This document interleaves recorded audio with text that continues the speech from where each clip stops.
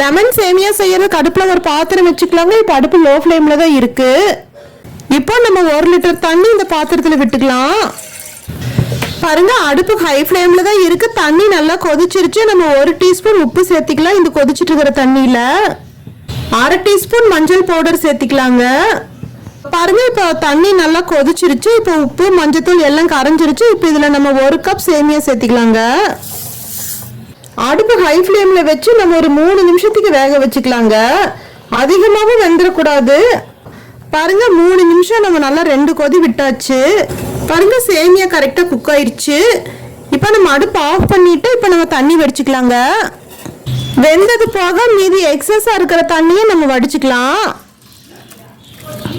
மேல கொஞ்சம் 1 டம்ளர் அளவு தண்ணி விட்டுக்கலாங்க.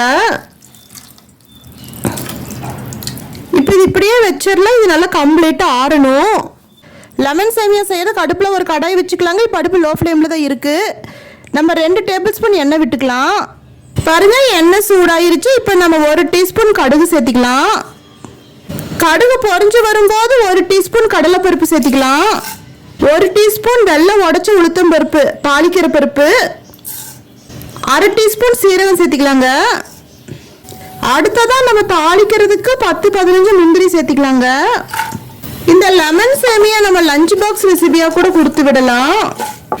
இப்போ நெக்ஸ்ட் அடுத்ததான் நம்ம ஒரு மீடியம் சைஸ் பெரிய வெங்காயம் ஸ்லைஸா கட் பண்ணி சேர்த்திக்கலாம். ஒரு பச்சை மிளகா 4 கட் பண்ணி சேர்த்திக்கலாங்க. காரத்துக்கு கூடவே ஒரு வர மிளகா 2 பிச்சு போட்டு சேர்த்திக்கலாம். ஒரு கொத்து கருவேப்பிலை இலை பிச்சு போட்டு சேர்த்திக்கலாம்.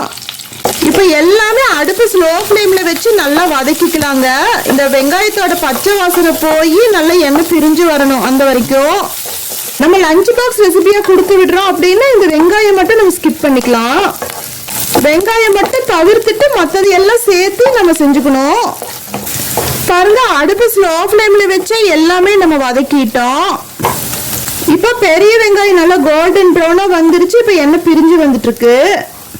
இப்போ நம்ம உப்பு மஞ்சள் சேர்த்து வேக வச்சு வடிச்சு வச்சிருக்கிற இந்த சேமியா சேர்த்திக்கலாம்.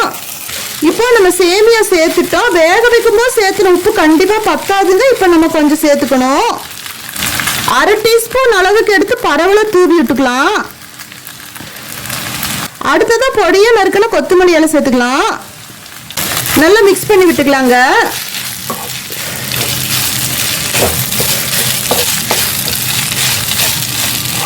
இப்போ இந்த உப்பு நல்லா கலங்குற அளவுக்கு நம்ம நல்லா வதக்கிக்கணும். இருக்கிற கொஞ்சம் ஈரமா உறிஞ்சிக்கணும். அந்த வரைக்கும் நம்ம நல்லா வதக்கிக்கணுங்க.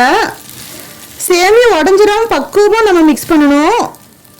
பாருங்க, நல்லா மிக்ஸ் பண்ணிட்டு இருக்க போக உப்பு நல்லா கரெக்டா கலந்துருச்சு.